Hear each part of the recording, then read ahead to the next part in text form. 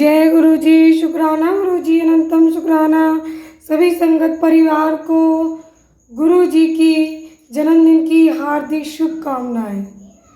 हमारे प्यारे गुरु जी महाराज और सभी संगत परिवार सदा स्वस्थ सुखी समृद्ध रहे और गुरु जी की निरंतर कृपा यूं ही बरसती रहे। आज के दिन महाशिव हमारे गुरु 7 जुलाई को इस धरती पर अवतार लेकर मनुष्य रूप में प्रकट हुए और हम सब संगत परिवार को अपने गले से लगाया, अपने चरणों से लगाया, हमारे कष्टों को अपने ऊपर लिया और आज भी हमारे गुरु जी अपने कष्टों को अपने ऊपर ले रहे हैं। अनंतम शुक्राना गुरुपा। चलिए आज का डिवाइन ब्लेसिंग से भरा हुआ गुरु जी के बर्थडे पे प्यारा सा ये शिव महापुराण का अध्याय श्रवण करते हैं हम सभी और गुरु जी की अनंतम ब्लेसिंग्स प्राप्त करते हैं। चलिए शुरू करेंगे मंत्र जाप के साथ। ओम नमः शिवाय, शिव जी सदा सहाय।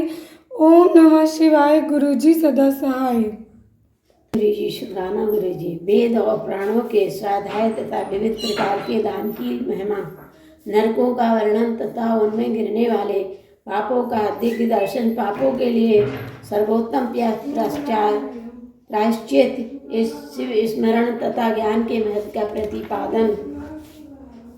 सनत कुमार जी कहते हैं, मुने जो वन में जंगली फल मूल खाकर तप करता है और जो वेद की एक त्रिज्या का स्वाध्याय करता है, उन दोनों का फल समान है। श्रेष्ठ वेद्याध्ययन से जिस प्राण को पाता है उसे दूना फल वो उस वेद को पढ़ने से पाता है। मैंने मुने जैसे चंद्रमा और सूर्य के बिना जगत में अंधकार छा जाता है, उसी प्रकार प्राण के बिना ज्ञान का आलोक नहीं रह जाता, अज्ञान का अंधकार छाया रहता है। इसलिए सदा प्राण का अध्ययन करना चाहिए।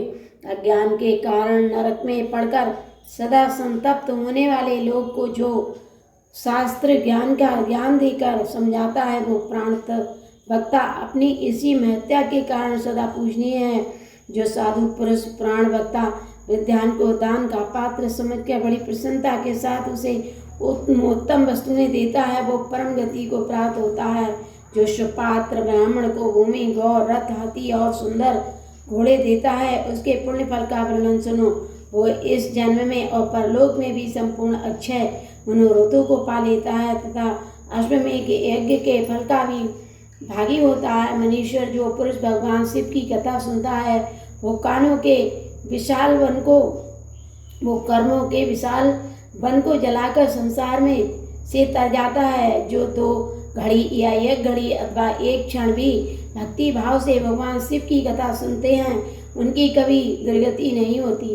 उन्हें संपूर्ण दानों अथवा संपूर्ण यज्ञों में जो पुण्य होता है, वही फल शिव पुराण सुनने से अविचल रूप में प्राप्त हो जाता है। व्यास जी विशेषता कलयुग में प्राण श्रवण के सिवा मनुष्यों के लिए दूसरा कोई श्रेष्ठ धर्म नहीं है। वही उनके लिए मोक्ष एवं ध्यान रूपी फल देने वाला बताया गया है। शिव पुराण का श्रवण और शिव नाम का कीर्तन मनुष्यों के लिए कल्प वृक्ष का रमणीय फल है, इसमें संशय नहीं है। यज्ञ, दान, तप और तीर्थ सेवन जो फल मिलता है, उसी को मनुष्य प्राणों के श्रवण मात्र से पा लेता है। प्रतिदिन सुपात्र लोगों को बड़े बड़े दान देने चाहिए। जो दान दाता के उद्धारक होते हैं। विप्र, सुवर्ण दान, गोदान और भूमि दान ये पवित्र दान है, जो दाता को तो ताड़ते ही हैं, लेने वालों का भी उद्धार कर देते हैं। सुवर्ण दान, गोदान और पृथ्वी दान, इन श्रेष्ठ दानों को करके मनुष्य सब पापों से मुक्त हो जाता है। तुला दान की बड़ी प्रशंसा की गई है और गौ और पृथ्वी के दान भी प्रस्त एवं समान शक्ति वाले हैं, परंतु सरस्वती का दान इन सबसे अधिक उत्तम है। नित्य दुही जाने वाली गाय, छाता, वस्त्र, जूता तथा अन्न और जल, ये सब वस्तुएं याचकों को देनी चाहिए। ब्राह्मणों को तथा अपीड़ित याचकों को जो संकल्प पूर्वक धनादि वस्तुओं का दान किया जाता है, उससे दाता मन यशस्वी होता है। लोक में जो अत्यंत अभीष्ट और प्रिय हैं, वो यदि घर में हो तो उसे अक्षय बनाने की इच्छा वाले पुरुष को, गुणवान पुरुष को दान करना चाहिए।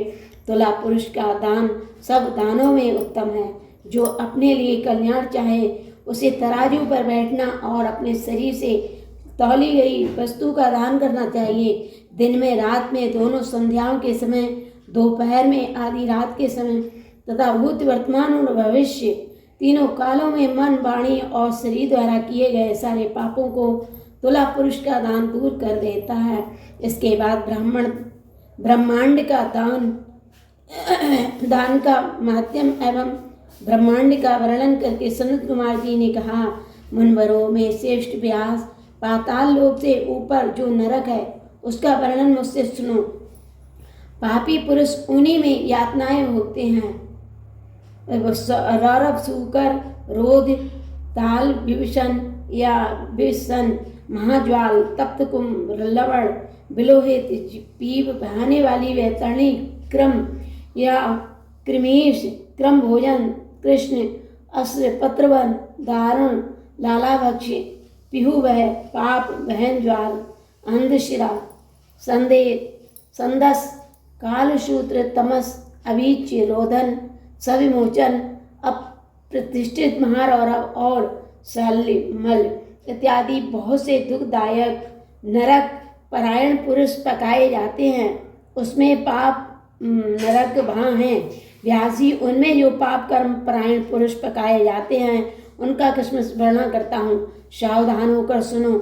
जो मनुष्य ब्राह्मणों, देवताओं तथा गौओं के लिए हितकर कार्यों के सिवा अन्य किसी कार्य के लिए झूठी गवाही देता है अथवा सदा झूठ बोलता है, वो रौरव नरक में जाता है।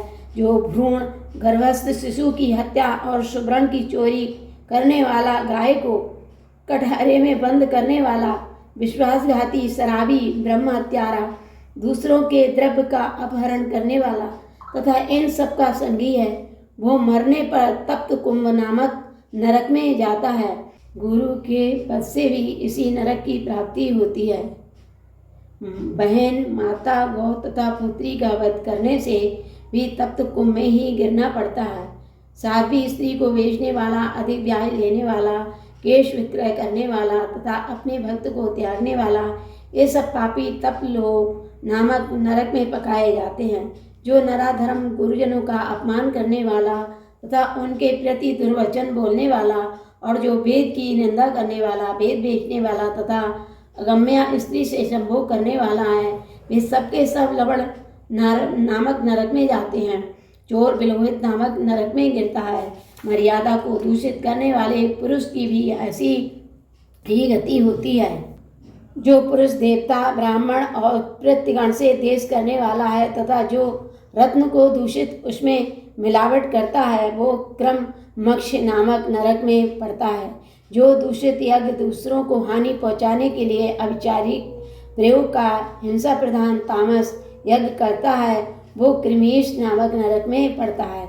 जो नराधर्म, प्रत्यगण, देवगण और अतिथियों को छोड़कर बल वैश्य देव के द्वारा देवता आदि का भाग उन्हें अर्पण किए बिना ही भोजन कर लेता है, वो उग्र लाला भक्षण नरक में गिरता है।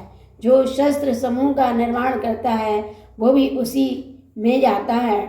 जो द्विज अत्यंज से सेवा लेता है, असत दान ग्रहण करता है, यज्ञ के अन्य अधिकारियों से यज्ञ कराता है और अभक्ष्य भक्षण करता है, ये सबके सब रौद्र पीयू बह नामक नरक में गिरते हैं।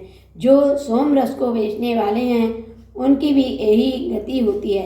यज्ञ और ग्राम को नष्ट करने वाला घोर बैतरणी नदी में पड़ता है।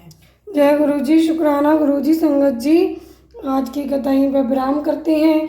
कल की कथा श्रवण करेंगे। आप और आपका परिवार सदा स्वस्थ, सुखी और समृद्ध रहे। जय गुरु जी।